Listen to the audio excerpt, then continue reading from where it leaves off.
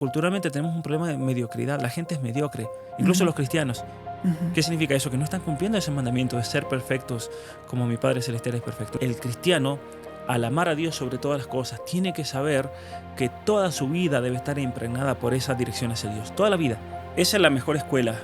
La familia. La familia es la que te marca después, en cierto sentido, para toda la vida. Para bien o para mal. Yo creo que el problema de hoy en el mundo actual es que la gente no tiene propósitos. Los jóvenes no tienen propósitos. No saben para qué están. Hola, bienvenido a Enfoque a la Familia. Hoy está con nosotros el doctor Pablo Muñoz Iturrieta, un invitado que usted ha conocido acá y también seguro usted ya lo ha visto en sus podcasts que son tan seguidos. Pablo, bienvenido a Enfoque a la Familia. Bueno, muchas gracias y para mí siempre es un honor estar con usted, Sixto, con toda la familia aquí, con Focus on the Family, con Enfoque en Familia. Estar en Colorado también, un lugar que admiro tanto. La creación de Dios aquí se manifiesta de una manera especial. Sí. Después de Costa Rica, Colorado. Cada lugar es hermoso, ¿no? Sí. Cada lugar es maravilloso. Cada lugar es maravilloso y yo ayer estaba subiendo una montaña, antes de ayer estaba, y yo pensaba, y hice una historia en Instagram y le preguntaba ahí a la gente, ¿estamos realmente aprovechando la creación de Dios? Ajá. Porque ya lo hemos hablado en otros programas, hoy en día los jóvenes metidos en el mundo virtual, metidos en videojuegos, metidos en el drama de las redes sociales, en el cyberbullying, que le dicen toda esa locura que se soluciona muy fácilmente, ¿no? Saliendo de todo ese engaño, porque es un engaño, es una caverna, como lo digo en el libro, es una caverna donde vivimos fascinados en engaños, y Dios no nos metió en un mundo virtual, nos metió en la realidad. Y cuando uno ve esos lagos que hay acá, esas montañas, esos bosques, la naturaleza, la cantidad de animales que vimos, salvajes, es una cosa que es una experiencia que realmente impacta y enriquece el alma también, ¿no? Qué lindo. Y quiero felicitarte por darte esa licencia, que no debería ser una licencia, sino un estilo de vida. No solamente sos un intelectual, doctor en filosofía, una maestría en teología, en humanidades. Has escrito varios libros como Las mentiras que nos cuentan, las verdades que te ocultan, o Apaga tu celular y enciende tu cerebro, o Atrapado en el cuerpo equivocado. Sos un intelectual, pero al mismo tiempo siembra. ¿Cómo la combinación de un intelectual enamorado de toda esta creación de Dios, para mí tienes una vida muy integral? ¿Cómo lo logras? Yo creo que obviamente que eso no es que se logra de un día de la noche para la mañana. En primer lugar, yo creo que tiene que ver mucho la formación que recibí en mi familia. Porque esa es la mejor escuela, la familia. La familia es la que te marca después, en cierto sentido, para toda la vida. Para bien o para mal. Y eso luego, obviamente que si la familia no fue una buena influencia, si la familia no tuvo ideales, si la familia no tenía un propósito, obviamente que para esa persona todavía puede llevar una vida plena, una vida llena de Dios o lo que sea, pero le va a costar un poco más porque hubo todo un proceso donde tal vez eso haya faltado. Yo le agradezco enormemente a Dios haber crecido en una familia que a pesar de nuestras imperfecciones, a pesar de nuestras debilidades, porque nadie es perfecto, tenía bien claro cuál era el modelo, vamos a llamarlo bíblico, de familia. ¿Qué es lo que Dios quiere para nosotros? ¿Qué es lo que Dios quiere en nuestra vida? ¿Y qué Dios quiere en el modo de vivir? ¿De qué manera vivir la vida? Esa es la clave, ¿no? ¿De qué manera vivir la vida? Y mis padres hicieron algo por lo cual fueron criticados ellos. Es muy gracioso porque mis padres, cuando ellos estaban por casarse, decidieron, estoy hablando del año 81, que se casaron, pero ellos decidieron en los años 79, 80, formar una familia en la naturaleza. ¿Por qué? Y eso es lo que nos ha siempre dicho mi madre, porque eran conscientes de los peligros del mundo. Y uno le da un poco de gracia porque uno se pone a pensar y decir, a ver, San Juan, ¿usted conoce San Juan? San Juan, Argentina. San Juan, Argentina. Ellos viven ahí. Mi papá no es de ahí original, pero vivían ahí se conocieron. San Juan, Argentina no es un lugar del mundo, un lugar de tentaciones, un lugar de pecado como Las Vegas, ¿no? Es una sociedad bastante tradicional, conservadora. Pero incluso a esa misma sociedad mis padres veían, no, nosotros no queremos que nuestros hijos crezcan con la influencia del mundo. Así siempre lo dijeron, la influencia del mundo. Yo de chico siempre me preguntaba qué significa la influencia del mundo. La televisión, ellos mencionan la televisión, no queremos que la televisión sea la niñera de nuestros hijos. Nos vamos a ir a vivir al campo en medio de la montaña, que también ellos lo vieron como una especie de misión, porque irse a vivir a un lugar así, a sacrificar una carrera que podrían haber tenido mi mamá como profesora universitaria de letras en una buena universidad en Argentina, mi papá como también era maestro, profesor, irse al campo para enseñarle a los niños del campo. Gente que tiene un corazón y una... la gente de campo en general, y lo he notado en México, lo he notado en Costa Rica, lo he notado en todos lados, cuando uno va al campo hay una cierta inocencia. Es muy interesante eso. Y me ha tocado, por ejemplo, hace poco estuve en México, en los Altos de Jalisco, y hablando con una maestra, ella me dijo, yo soy maestra del campo, voy al rancho. Y le pregunté, ¿cómo son los niños ahí? Y me dice, los niños son maravillosos. Los niños respetan, los niños los saludan a uno. Los niños son como eran los niños de antes, porque no tienen celular, porque no hay señal, no tienen internet. Entonces tienen una pureza y una inocencia. Bueno, el campo tiene eso, que espero que, yo creo que en muchos lugares lamentablemente se está perdiendo, pero donde yo crecí tenía esa inocencia. Y el haber crecido en un lugar así, especialmente con propósitos, yo creo que el problema de hoy en el mundo actual es que la gente no tiene propósitos. Los jóvenes no tienen propósitos, no saben para qué están. Hay una especie de pérdida de sentido de la vida. Y haber crecido en un ambiente donde había que ponerse propósitos, donde había que ponerse horarios. Mi mamá todos los años a nosotros nos regalaba un libro que era un calendario. Ese era el regalo de cumpleaños. Y en ese librito uno tenía día por día, cada página era un día, lunes 1 de enero, martes 2 de enero y así.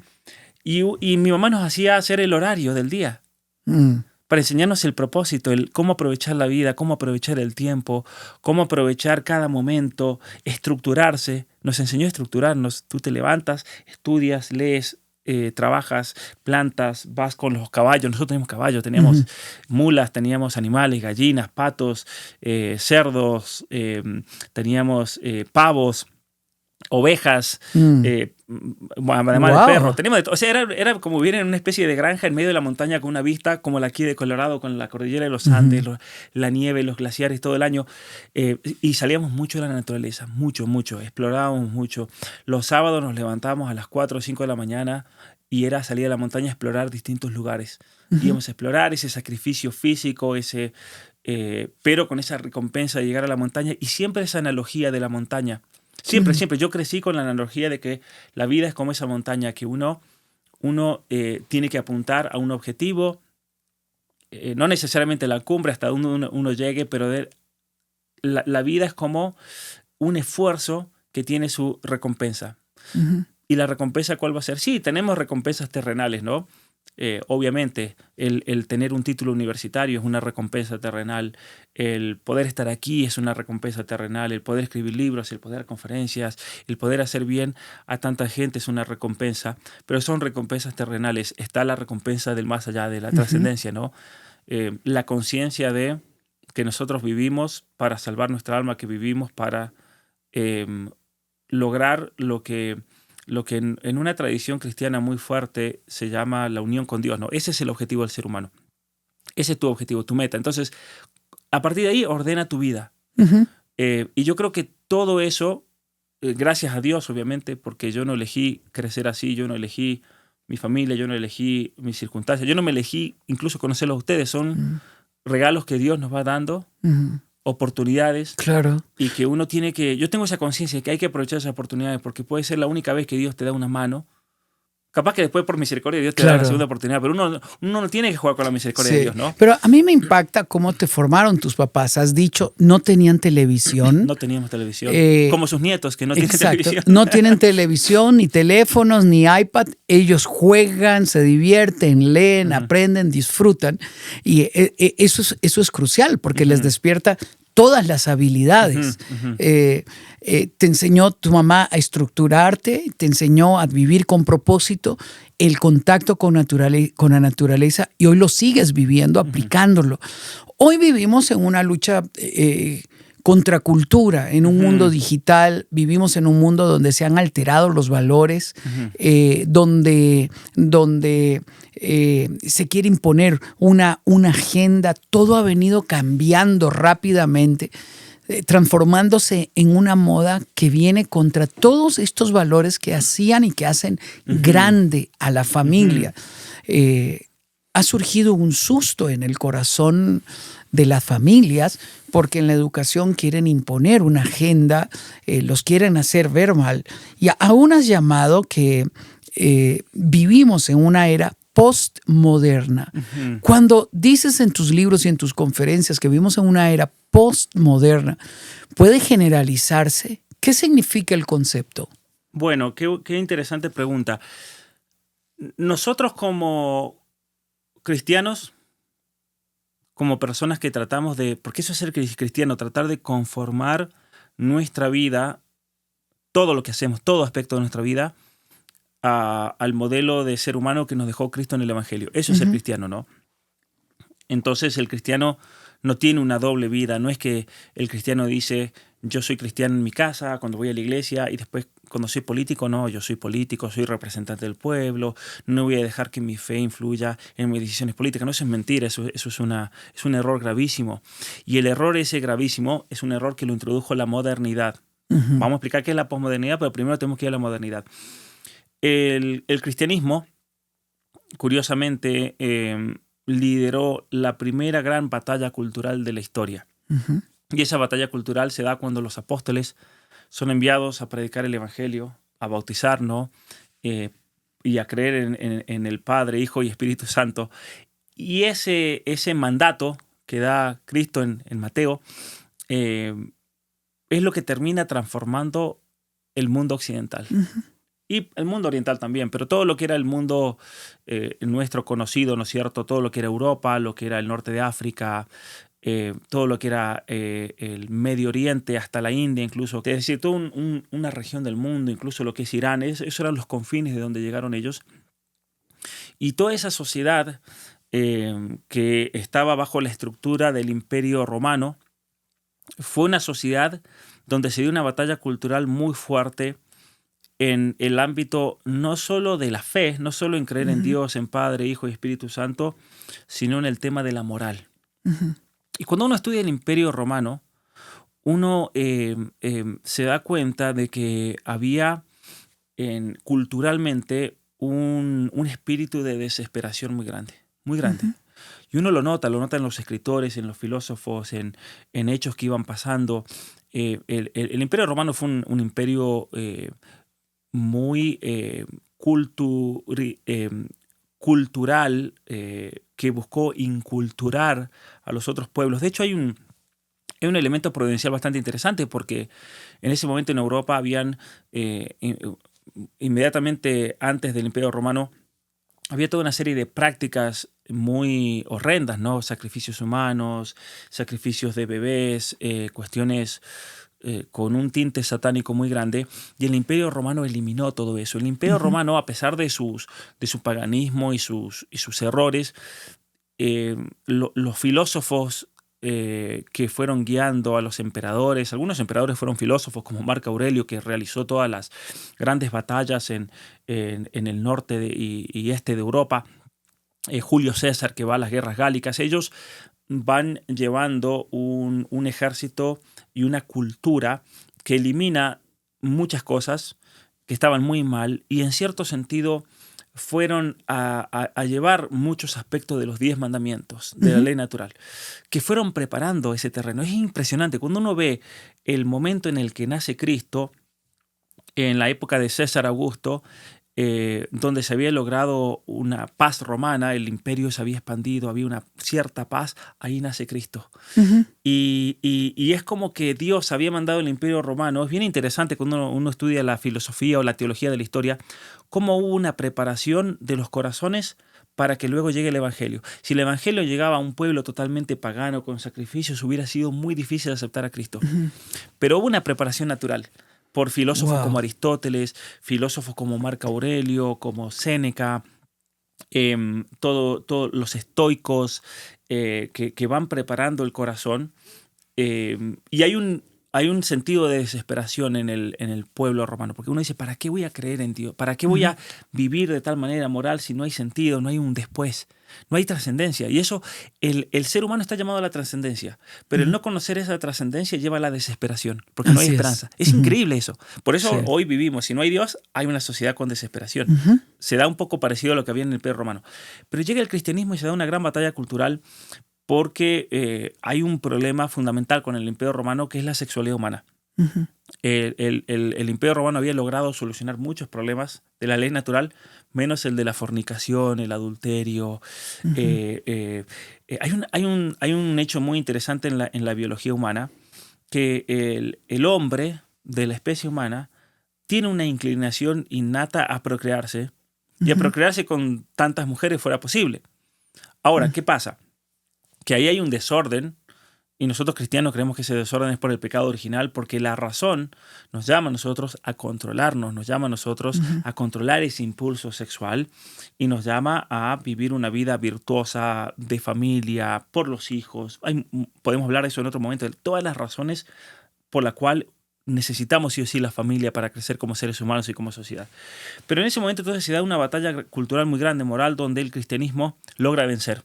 Y los ciudadanos del Imperio Romano terminan aceptando la moral cristiana, y a partir de ahí se dan toda una serie de cambios legales, ¿no? En protección a la vida, protección a la familia, termina eliminándose la esclavitud, que pasa a ser servidumbre, termina incorporándose en la ley la idea de dignidad humana, hasta que llega el proceso de secularización en el siglo XVII. Cuando llega el proceso de secularización, entra lo que nosotros conocemos como la modernidad, una modernidad que busca alejarse de Dios, que busca poner la primacía en la razón humana, alejada de todo guía de la fe, de la razón, de las escrituras. Y ahí comienza un declive de la civilización occidental.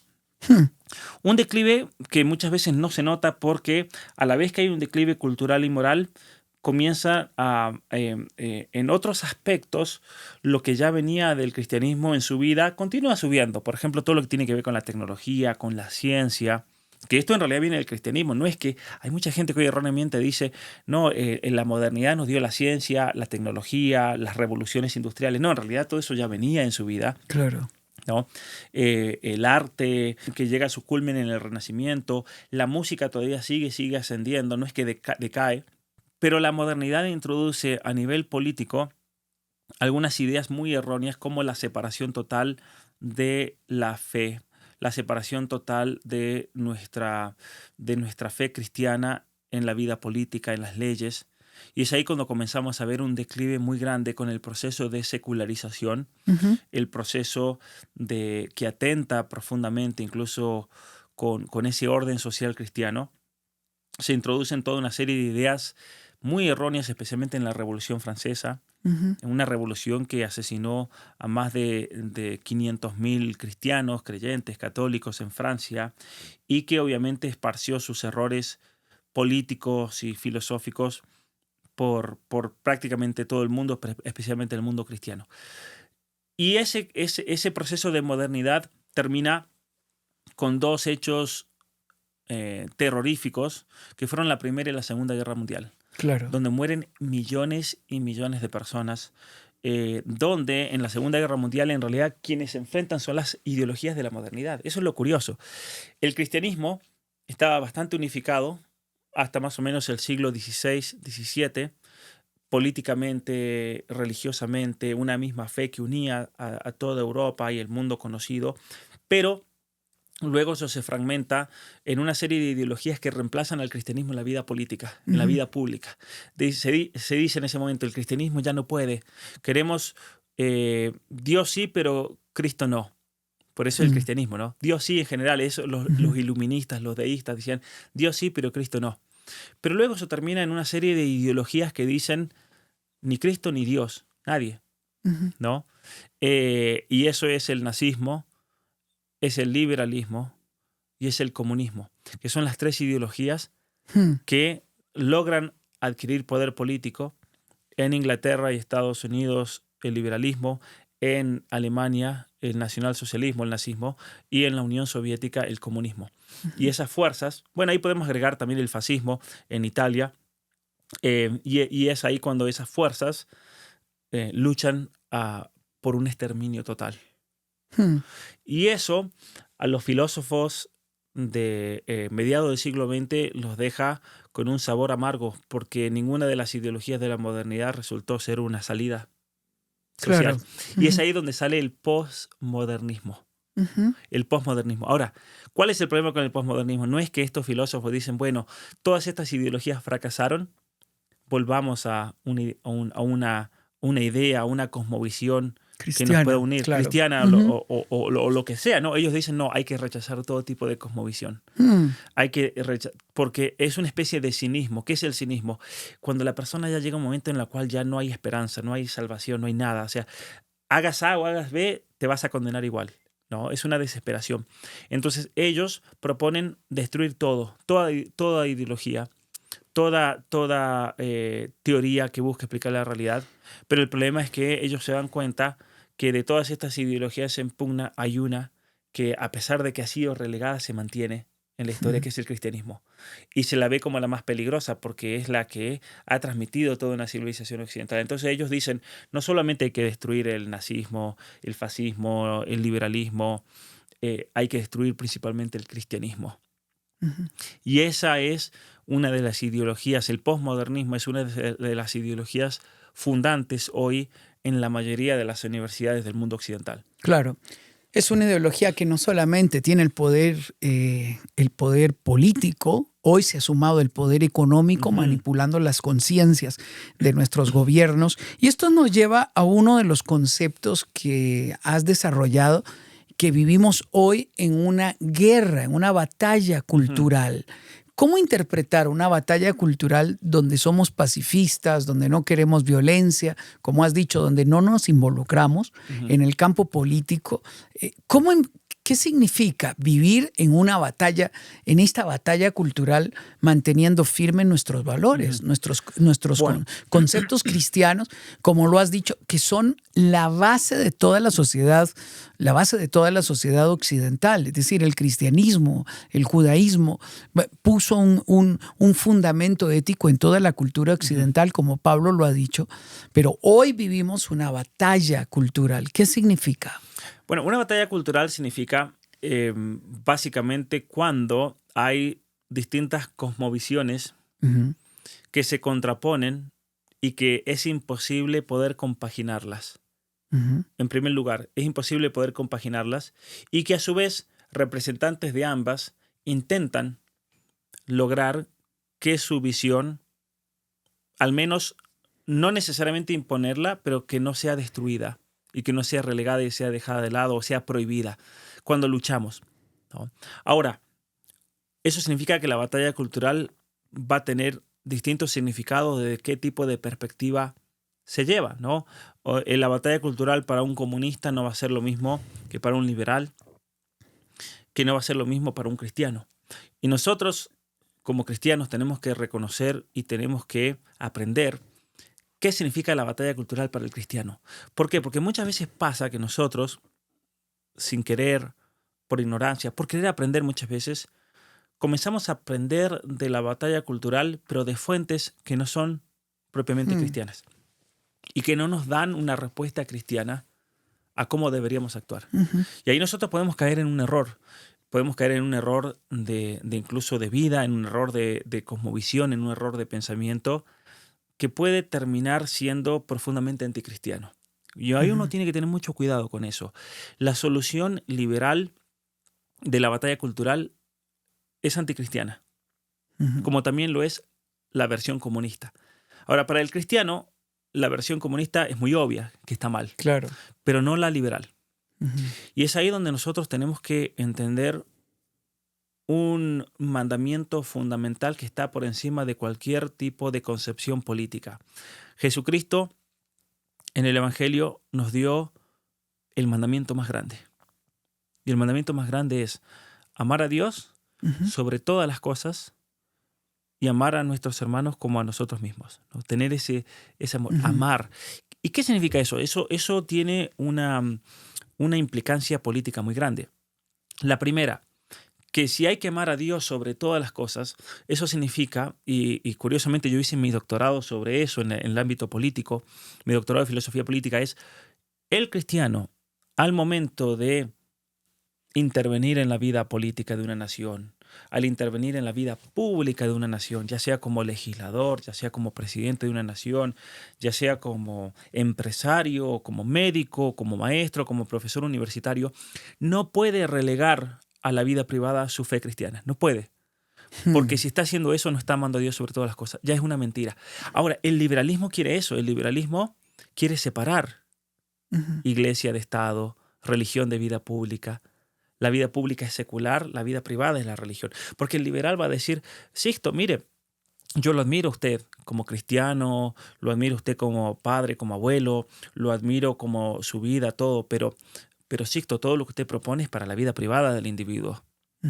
No pretenda que yo como cristiano tenga que actuar así como senador, por ejemplo. No, yo como senador soy senador. Soy neutro, soy secular. No, eso es mentira. Eso es un error. Es un error introducido por esta ideología secular, liberal, en nuestro mundo durante la modernidad. Entonces, el cristiano, al amar a Dios sobre todas las cosas, tiene que saber que toda su vida debe estar impregnada por esa dirección hacia Dios. Toda la vida. Entonces, todo lo que hago, yo me levanto a la mañana y desde que me cepillo los dientes hasta que me voy a dormir esa noche agradeciéndole a Dios por todo lo que hice, todas las acciones, todo, absolutamente todo, está relacionado a esa dirección con Dios. Entonces, si yo hablo con usted como cristiano, yo tengo que ser consciente de que estoy hablando aquí para también amar a Dios sobre todas las cosas. Y si después me voy a comer o vamos a conversar o me voy a subir a una montaña, todo tiene que ser una manifestación de ese amor a Dios, con los hijos, con la familia, entre los esposos, con los amigos, en el trabajo, con sus empleados. Cuando, qué sé yo, por decir un ejemplo, si un dentista está revisándole la boca a un paciente y el dentista puede decir, se lo voy a hacer rápido así nomás pues, como para pasar, o voy a ir a la perfección. ¿Qué hago? La perfección. ¿Por qué? ¿Por qué tengo que buscar la perfección en todo lo que hago? Porque yo sé que eso es amar a Dios sobre todas las cosas. La perfección en todo lo que hacemos. Y Cristo nos dejó otro mandamiento muy importante, que es ser perfectos como mi Padre Celestial es perfecto. Wow. ¿Podemos ser perfectos como el Padre Celestial? No podemos ser perfectos. Pero sin embargo, eso significa que Dios sí nos va a dar el auxilio y su gracia para tratar de llevar al máximo la perfección. Y la perfección, ¿qué significa la perfección? Hacer todo lo que hacemos, lo que nos toca, hacerlo bien. Hacerlo bien. Y hoy culturalmente, y hago este paréntesis aquí, pero culturalmente tenemos un problema de mediocridad. La gente es mediocre, incluso los cristianos. ¿Qué significa eso? Que no están cumpliendo ese mandamiento de ser perfectos como mi Padre Celestial es perfecto. Entonces, amar a Dios sobre todas las cosas. Y el segundo mandamiento es amar a nuestros hermanos como a nosotros mismos. ¿Qué significa eso? En la batalla cultural, eso tiene obviamente muchas interpretaciones, muchas aplicaciones, todas válidas, que no se contraponen, pero en la batalla cultural yo creo que significa esto, que si usted, Sixto, es comunista o de izquierda, supongamos, yo como cristiano no lo tengo que ver a usted como un enemigo a destruir, a reventar y a desaparecer del planeta Tierra, porque esa es una visión de odio. Yo a usted lo tengo que ver como un alma que convertir, como una persona que convencer, como una persona que yo tengo que ganar para Cristo. Eso es la batalla cultural. Porque cuando los cristianos realizaron la batalla cultural en los primeros siglos, los cristianos no veían a los paganos como enemigos, lo veían como personas que habían sido salvadas también por Cristo. Cristo había sufrido por ellos, Cristo había muerto por ellos. Entonces, ¿qué teníamos que hacer? Había que evangelizarlos, había que convertirlos, había que predicarles la palabra. Pero por sobre todas las cosas había que darles testimonio de vida. Exacto. De vida. Porque es interesante que en los escritos de los primeros cristianos, una cosa que aprendemos es que los paganos eran los que empezaron a decirle cristianos. Y cristianos, el otro día le explicaba a una persona esto, cristiano no significa, nosotros en español entendemos cristiano porque sigue a Cristo, ¿no? Está bien, pero para un romano, que en esa época se hablaba el griego koiné, solamente la clase alta hablaba latín, el pueblo hablaba griego koiné, por eso los evangelios se escribieron en griego koiné, para el pueblo, para la gente. No lo escribieron en latín porque lo iba a entender Séneca nomás, no, y el emperador. El pueblo hablaba griego koiné, y en griego koiné, charistos, que es muy parecido a cristiano, significa caridad, significa amor. los cristianos eran los que se amaban unos a los otros. Mm. Y en un ambiente de desesperación del Imperio Romano, curiosamente ese amor entre las personas era algo nuevo, era algo novedoso. El cristiano es el que ama. El que ama. Wow. Entonces nosotros en la batalla cultural no la tenemos que entender a la batalla en el sentido literal. Es una alegoría, es una analogía. Y las analogías tienen algo verdadero y algo que no concuerda. ¿Por qué es una batalla? Porque hay un choque de ideas. Ellos nos quieren destruir a nosotros, pero nosotros queremos destruir no sus personas, queremos destruir, en cierto sentido, sus opiniones, sus ideas, porque son falsas, pero no para humillarlos y destruirlos y llevarlos al rechazo, sino para ganarlos. Esa es la verdadera batalla cultural. Esa es la verdadera batalla cultural del cristiano. Esto es importante entenderlo, porque no somos una cultura de odio como han querido, como han querido estigmatizarnos con la idea de atacarnos. Somos la cultura del amor, la cultura que convence, que restaura, que ayuda al prójimo, que es excelente, que es perfecto, como lo has dicho. Pero uno de los elementos que vivimos en la sociedad moderna es el aislamiento, y vivimos esta lucha en soledad. O sea, mi hijo viene con estas ideas de la escuela y no sé qué hacer. Me veo frente a la tarea de mi hijo donde lo están adoctrinando ideológicamente y me siento en una soledad profunda y no sé a quién acudir. No podemos ganar esta batalla en aislamiento, tenemos que ganarla en comunidad. ¿Cómo enfrentar esta lucha cultural, de esta batalla cultural que se ha metido en el entretenimiento, que se ha metido en la música, que se ha metido en todos los ámbitos de la vida? ¿Cómo vivirlo para no enfrentarlo en soledad? Bueno, eso es muy importante porque nosotros somos seres sociales. Somos seres que aprendemos por el ejemplo y que somos muy influenciados también por el actuar de los demás, especialmente los niños. Entonces es muy importante que los padres, cuando uno es grande, y depende de la persona, hay personas que son más sociables, hay personas que pueden vivir más eremíticamente, por así decirlo, hay personas que han llegado a un nivel de vida donde no necesitan necesariamente de toda una estructura social para mantenerse en cierta dirección. Pero la realidad es que esas personas son muy raras, en el sentido de no que sean raros, sino no es algo común encontrar personas así. Tal vez es un don especial de Dios. La mayoría de las personas necesitan de ese apoyo comunitario, de comunidades. Y si nosotros vamos a los primeros cristianos, una cosa que notamos es que ellos comenzaron a armar grupos, comunidades donde la Biblia dice se juntaban a partir el pan, pero no era solamente partir el pan, alabar, escuchar la palabra, sermones. En ese momento, pensemos en esto, yo tuve la oportunidad de recorrer las catacumbas en Roma, donde los cristianos se iban a juntar, porque como en los principios eran perseguidos. Había... En el Imperio Romano se permitía practicar distintas prácticas religiosas variadas, pero mientras uno acepte la máxima, que era, en cierto sentido, glorificar la persona del emperador como si fuera una deidad, y los dioses paganos, ¿no?, que habían heredado de los griegos. Y los cristianos obviamente no podían hacer eso, iba contra su fe, contra su conciencia.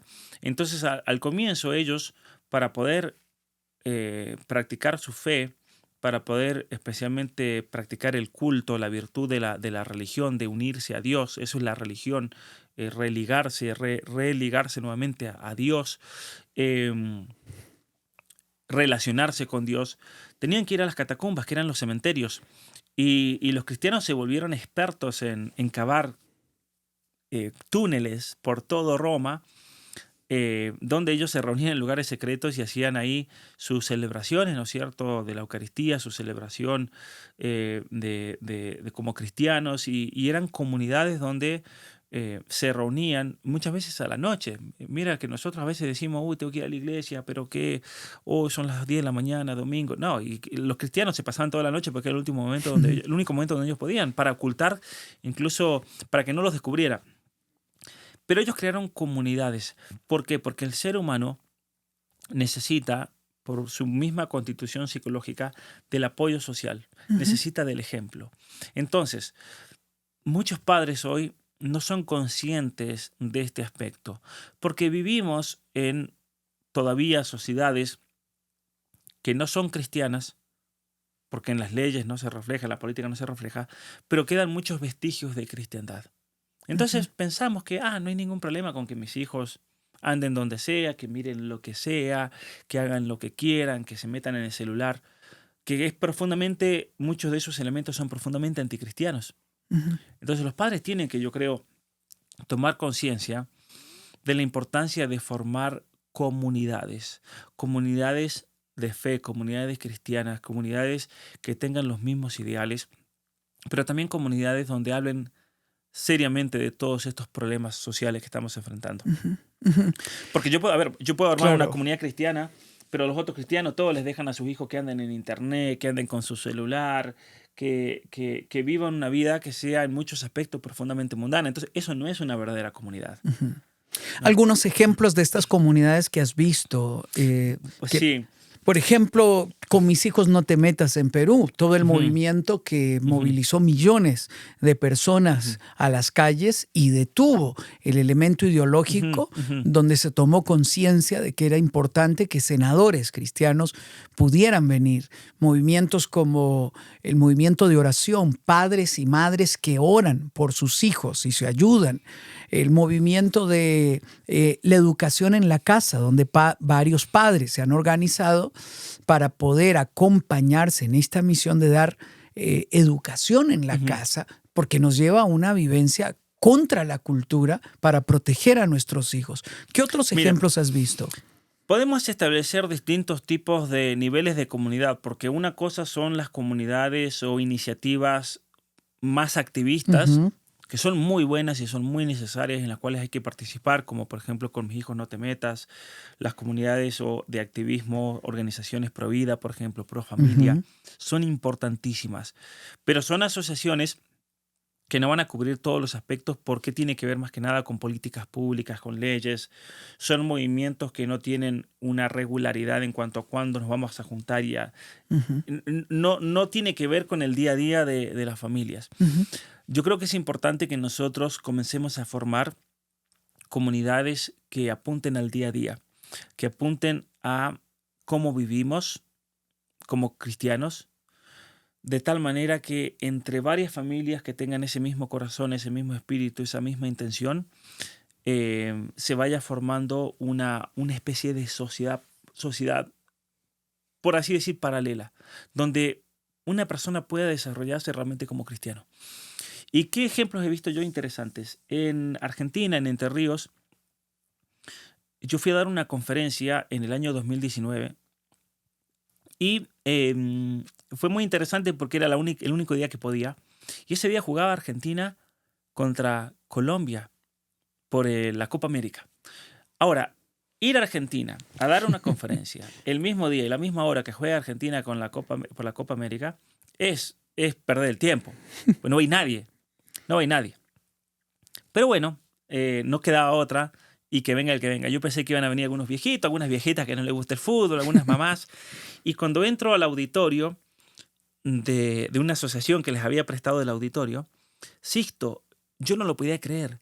Era tanta la cantidad de jóvenes que hasta en el mismo parte del escenario había jóvenes sentados en el piso porque no entraban. Wow. Entonces tuvimos que decirle a los jóvenes más chicos: párense, los que tengan menos, creo que dije, de 15 años, se paran y se vienen aquí adelante conmigo. Y llenamos todo. Yo tenía jóvenes atrás, tenía la pantalla, y jóvenes en el piso, sentado al costado. No entraba, había gente afuera, no entraba la gente, la cantidad de gente que fue.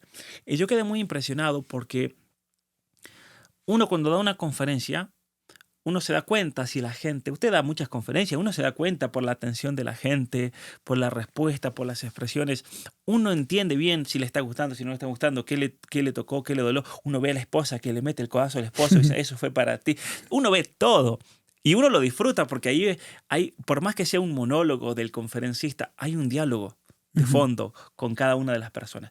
Y cuando fui a esa conferencia, a mí me impresionó la atención y las respuestas de los jóvenes. Fue una cosa increíble. Yo me di cuenta que le pude elevar el nivel intelectual a la conferencia porque los jóvenes me seguían. Wow. Y seguí probando y probando y probando. Y, a ver, ahora estamos teniendo una conversación bastante profunda. Estuvimos hablando del Imperio Romano, de ideas, de batalla cultural. Todas cosas que las podemos hablar de uno a uno y uno puede disfrutar mucho. Pero esto que estamos haciendo usted y yo ahora, Sixto, no es fácil a veces hacerlo con un público general porque hay gente que no está en ese mismo nivel intelectual tal vez o de conocimiento. Y estos jóvenes sí lo estaban. Lo Wow. estaban. Entonces eso me impresionó y me di cuenta ahí en esa conferencia. Y las preguntas que me hicieron al final, fue una cosa increíble esa conferencia. Y yo me quedé muy impresionado. Y resulta que yo le pregunto a uno de los papás de todos esos jóvenes y ver tantos jóvenes, familias numerosas, a mí me impresionó. Y le dije a Jordán Abud, un gran psicólogo argentino, le pregunté, Jordán, ¿cómo lograron esto? Y es increíble la historia. Cuando él, su esposa, que en paz descanse, que ha fallecido muy joven, y su grupo de amigos, cuando eran jovencitos, todavía ni se casaban, ellos comenzaron a preguntarse esto, Sixto. Cuando nosotros nos casemos y tengamos hijos, ¿dónde lo vamos a mandar a la escuela? Esa era la preocupación. Fíjese lo que es tener propósito. Estos jóvenes no estaban ni casados siquiera y ya se estaban preocupando de dónde iban a mandar a su hijo a la escuela por el sistema educativo, cómo estaba todo tan decaído en la Argentina, que eso es algo que está en todo el continente americano. ¿Y sabe qué hicieron esos jóvenes? Dijeron, bueno, cuando empecemos a tener hijos, empecemos a crear una escuela donde los vamos a ir incorporando a esos niños. Wow. Y han creado una cosa increíble. Han creado una verdadera sociedad cristiana. Han creado una verdadera sociedad con jóvenes, que muchos de ellos ahora tienen 20 y tantos de años. Muchos de ellos ahora se están casando. Muchos de ellos tienen hijos. Donde hay toda una generación de jóvenes que uno dice, esto es un regalo de Dios. Esto es increíble porque han podido lograr establecer dentro de una sociedad más grande, una verdadera cultura cristiana, donde viven como cristianos, donde se aman como cristianos, donde practican deportes, donde tienen charlas de formación, donde tienen su propia escuela. Es una especie de sociedad paralela, pero con un nivel cultural, con un nivel de educación, con un nivel de vida y un nivel, uno ve a esos jóvenes y dice, estos jóvenes son distintos, estos jóvenes son cristianos, uno se da cuenta. Y eso es algo increíble. Wow. Y no solamente con un nivel cultural que usted no se imagina, Sixto, musical, de cultura, de deporte, de todo. Son personas completas. Y sí, seguramente que tienen sus defectos como personas humanas y que tienen mucho que crecer, mucho que mejorar, pero ahí he visto una verdadera cultura donde esa gente se propuso, vivamos como cristianos, y se juntaron con un grupo de amigos y luego se fueron sumando más y más personas. Lo vi ahí. En Buenos Aires, en Luján, se llama este lugar, como a 60 kilómetros de la ciudad de Buenos Aires. Ahí hay otra comunidad también de cristianos que empezaron con el homeschooling, con la escuela en casa, y han hecho algo muy parecido, con un nivel cultural que uno dice, esto es impresionante. O sea, esto es una prueba de que sí se puede hacer esto, estas comunidades. Y uno se las encuentra en muchos otros lugares, en Canadá mismo, donde la sociedad es mucho más secular, donde es mucho más evidente que vivimos en un mundo anticristiano. O sea, en Canadá uno se da cuenta de que vive en un mundo anticristiano. No hay ningún vestigio de cristiandad, de nada. Ahí no se puede hacer cosas en público, cristianas. Hace poquito un muchacho de Estados Unidos que canta música cristiana fue a hacer un tour a Canadá. Él había pagado los permisos para hacerlo en auditorios públicos. Uno paga el permiso, se lo dan. Se lo prohibieron en la ciudad de Montreal. Entonces un pastor hispano y su esposa, los pastores que son hispanos, le abrieron su iglesia para que él haga el concierto dentro de la iglesia, gratuito. Bueno, al pastor creo que lo detuvieron, le han puesto una multa gigante por desorden público, por hacer un concierto cristiano. Y encima durante el concierto llegaron los de Antifa a atacar la iglesia, las quisieron prender fuego, tiraron bombas de humo, o sea, fue un desastre. En Canadá tenemos pastores en la cárcel por predicar el evangelio, tenemos pastores. Es decir, es un ambiente muy anticristiano. Entonces, ante ese progresismo, ante ese sistema de educación totalmente destruido, totalmente anticristiano, secular, pro ideología de género, es muy obvio que aquí no podemos educar hijos, no hay manera. Wow. Entonces, ¿qué han hecho muchas comunidades que yo he visto? Hay un especial que me encontré en Canadá. Todas las familias se han reunido, que tienen fe en Dios y que quieren vivir como cristianos, se han reunido y han formado su propia comunidad. Y en esa comunidad se apoyan entre ellos. Está el carpintero, está el plomero, está el que pinta, está el que arregla vehículos, está el que hace esta profesión, el médico, el dentista, y se ayudan todos los unos a los otros. Porque en Canadá ocurre un hecho muy curioso. En Canadá hacen el boicot a los cristianos. Si uno en Canadá públicamente dice, yo soy cristiano, te hacen un boicot, te tratan de destruir públicamente, te tratan de destruir y que te quiten tu mismo título de profesión. Conmigo personalmente han habido intentos, o sea, eso no se puede hacer, gracias a Dios, legalmente, pero han habido muchos intentos de grupos LGBT con la universidad que me dio el doctorado para que me quiten el doctorado, Sixto. Bueno, si me lo quitan, a mí la verdad que no me importa, o sea, ¿quién te quita lo bailado? Como dije, el título ya me lo dieron, ya está. No tiene ningún valor que me quiten el título por acciones posteriores que además... de las cuales no me avergüenzo y no me voy a arrepentir, como es defender nuestra fe, ¿no? Pero más allá de eso, yo creo que tenemos que entrar en conciencia de que lamentablemente vivimos en una sociedad donde hay otros padres que no tienen la misma visión que yo quiero tener. ¿Y qué hacer ahí? Yo tengo la obligación de predicarles, sí. Tengo la obligación de atraerlos, sí. Pero tengo la obligación de entregarle a mis hijos para que me lo contaminen, no. Uh-huh. Y es ahí donde viene el discernimiento. ¿Hasta qué punto yo voy a dejar que mis hijos socialicen y sean influidos por una ideología que los pueda destruir? Y aquí viene un problema que muchos padres tienen que entender y no tienen que tener temor de esto. Los niños son muy influenciables, Uh-huh. para bien o para mal. Y por lo tanto, uno tiene que tener mucho cuidado con sus amistades.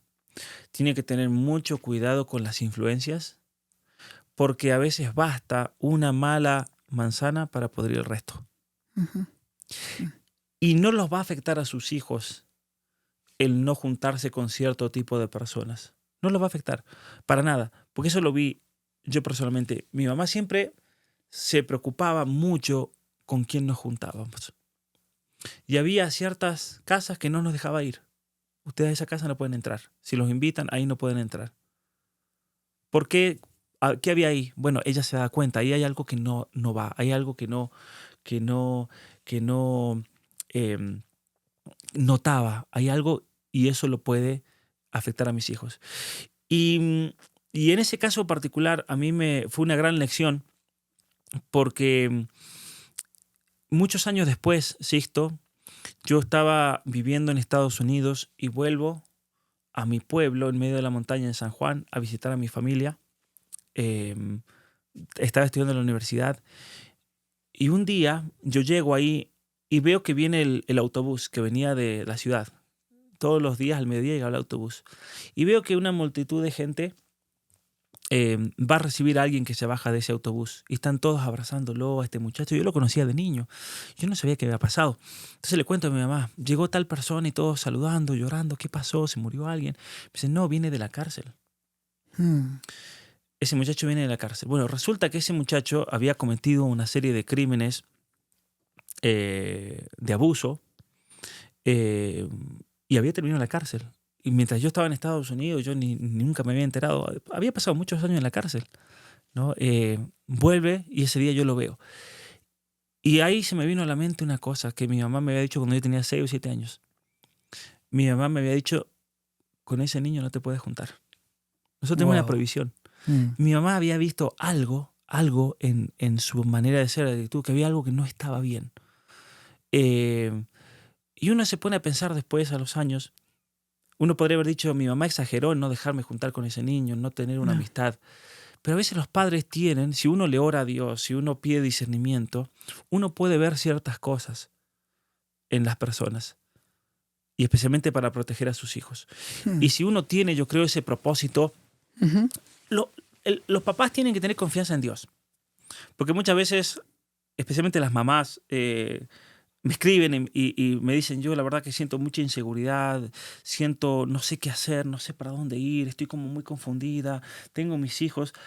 Hoy en día, lamentablemente, en muchas familias hay mucha inseguridad, parte del mundo moderno, ¿no? Ujú. Pero yo creo que es ahí cuando uno tiene que aprender a abandonarse a Dios y plantearse lo siguiente: miren, si Dios me puso aquí, si Dios me dio esta familia, si Dios me puso aquí, obviamente si estoy aquí porque Dios quiso, porque no lo elegí, me va a dar los medios para llevar al máximo ese llamado.